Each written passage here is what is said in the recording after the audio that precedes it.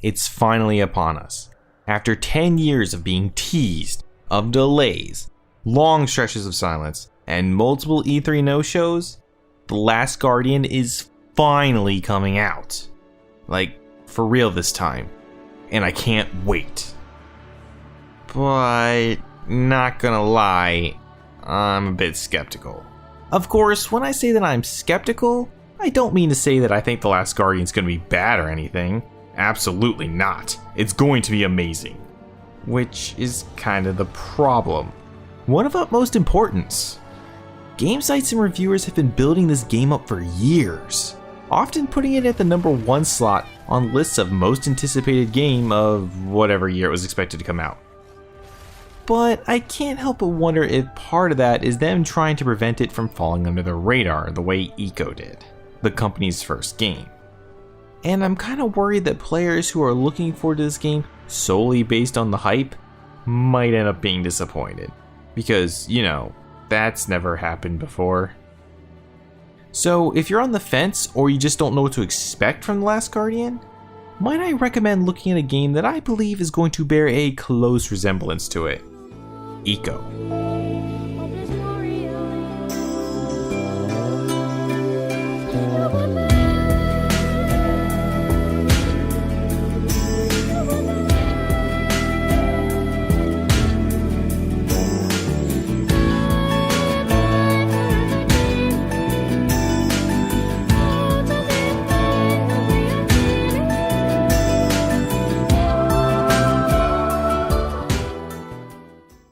Released back at the turn of the millennium, Ico was, and still is, a beautiful and enthralling action puzzle platformer that was, in many ways, ahead of its time. But despite often being considered a work of art, and scoring high marks from plenty of big-name players, Ico didn't really sell that well, and for a while faded away, becoming nothing more than a cult hit. And come on, be serious. Did you really know about Ico on the PS2 before its successor Shadow of the Colossus hit it big? I mean, the only reason I knew about it was because of the review/promo they did for it on Toonami, which I thought was cool, but still didn't intrigue me enough to make me try and get my hands on it. I was just a little kid after all. But the clips they showed me back then stuck with me for years to come. Combine that with the hype of Guardian and the success of Colossus, I just knew I had to check it out. And I did, and I definitely see why this game gets so much praise from the critics. Because when it comes right down to it, the professionals have to play a lot of games. The good, the bad, Call of Duty, and so on. So when something genuinely new comes along, it's gotta be a breath of fresh air for them. Probably the best way I can spell this out would be to say that this game was the original indie title. And yeah, that's really what it feels like. From the story, to the scope, to the art style, and to even the mistakes they make. They all feel, well, for the lack of a better word, indie. Which was definitely part of the appeal. Back then. But for now, with indie titles not just readily available, but also thriving, it ends up losing some of that impact for those of us playing it today for the first time. An effect that I fear might work against Last Guardian too. But hey, that's yet to be seen, and there's still a lot to love about Ico. So let's jump in. Now, I don't even need to press a single button to begin praising this game. I'm playing the HD re-release on the PS3 that comes packaged with Shadow of the Colossus, and as soon as you start it up, you have to pick which title you want to play. But while you're picking, you're serenaded with one of the best songs in the game. And really, the music quality never drops from there.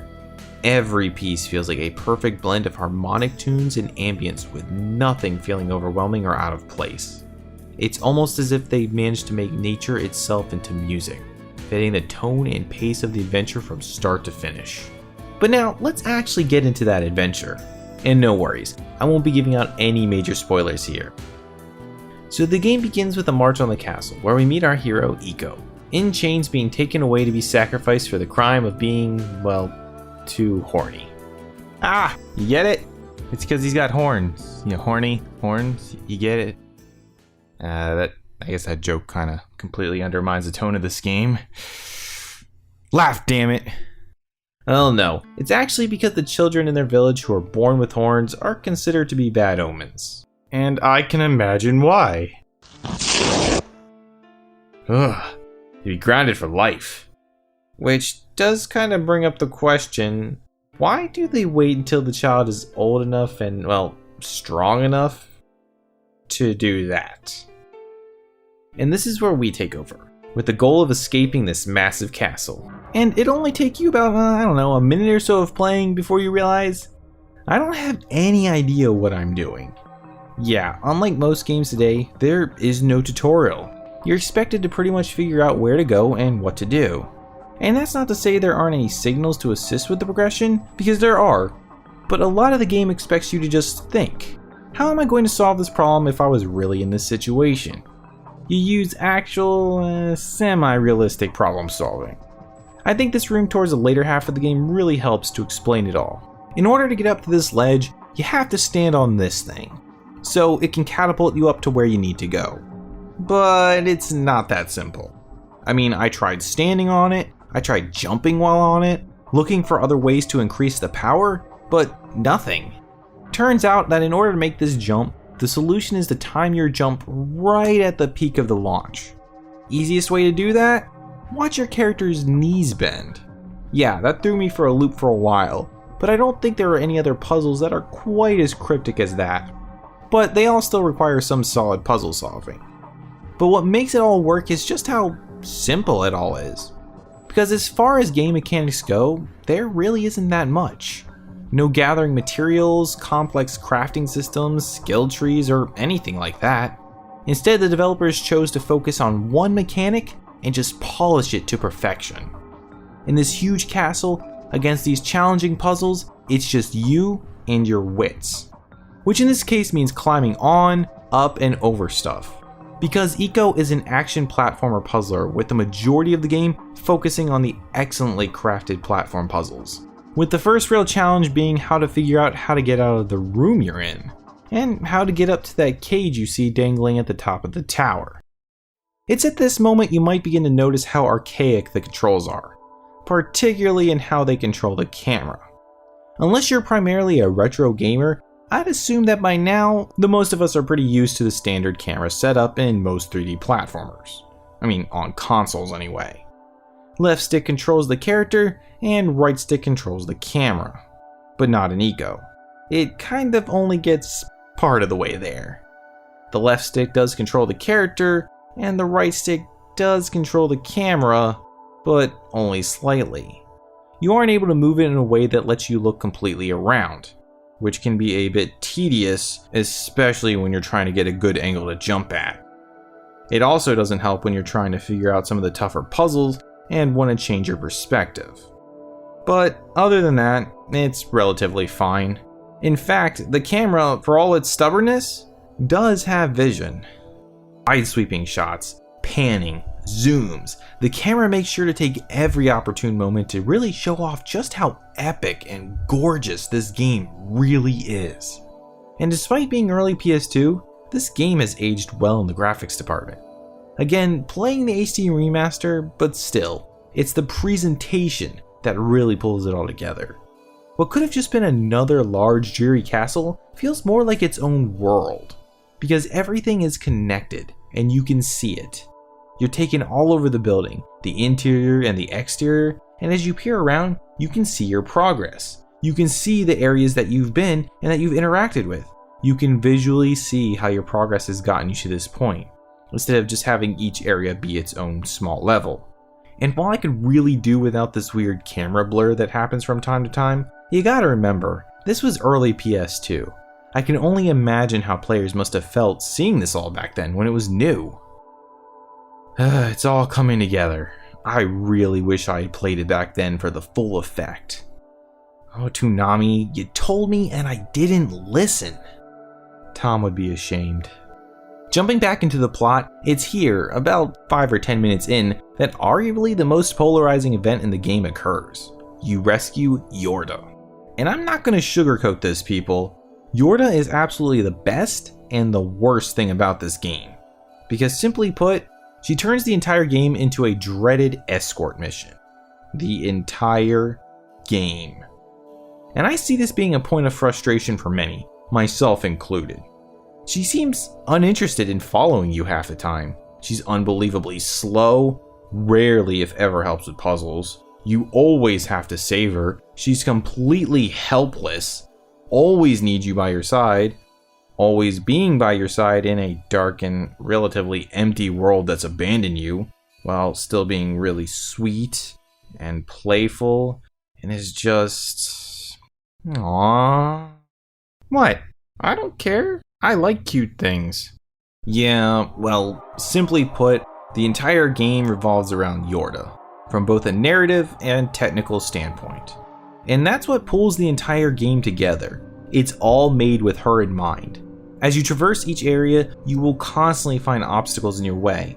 Playing as Eco, your objective is to climb walls, pull levers, bomb stuff, whatever it takes to get to the next area, all while finding a way to get Yorda there too. If only. It's here where that double-edged sword comes into play. Yorda can't do much. She can barely jump or climb, while on the other hand, you're just so amazing at it. That yeah, when I came to this windmill, my first thought was, yeah, I bet I can climb that and just ride the sail. Piece of cake. And that's kind of where the brilliance comes in at. Getting to the exit with Eco is, more times than not, pretty easy. It's figuring out how to get Yorda there that's the challenge. That and dealing with just how slow she is. Seriously, woman, you need to move. Now, I know what you're thinking, but no, you can't just progress without Yorda. Because practically every area is sealed off by these statues that will only move through Yorda's power, which for some reason seems to startle her every single time she does it. You'd think she'd get used to it after a while. Honestly, it'd be so much easier if you just had that sword the guys who locked you in the castle had, or some kind of magical key you can carry around. And really, moving these statues is pretty much all Yorda's technically good for. She's just a walking, gibberish-talking key. Except for one other element she adds: tension. Because despite how empty and alone this castle might seem, it's not. I did say that this was an action puzzle platformer, remember? And this is where another flaw and strength go hand in hand, just like Eco and Yorda do. Aww, so sweet. Pity these makeshift Heartless are being, well, heartless, trying to take Yorda back. Again, not gonna spoil any plot points here, but basically, the villain of the game wasn't too pleased that you freed Yorda from her cell, and intends on taking her back by any means necessary. Now luckily, you don't need to be chosen by the Keyblade to bring these baddies down. Any old sword or stick will do if you just wail on them long enough. Though, wouldn't it be awesome to see an eco-themed Keyblade? Fan art, anyone? But the combat itself, to be blunt, just like the stick I'm beating them with, kinda sucks. You pretty much just have an attack button. No combos, no special moves, just pretty much hit them until they die. And man, it takes way too many hits to put these things down.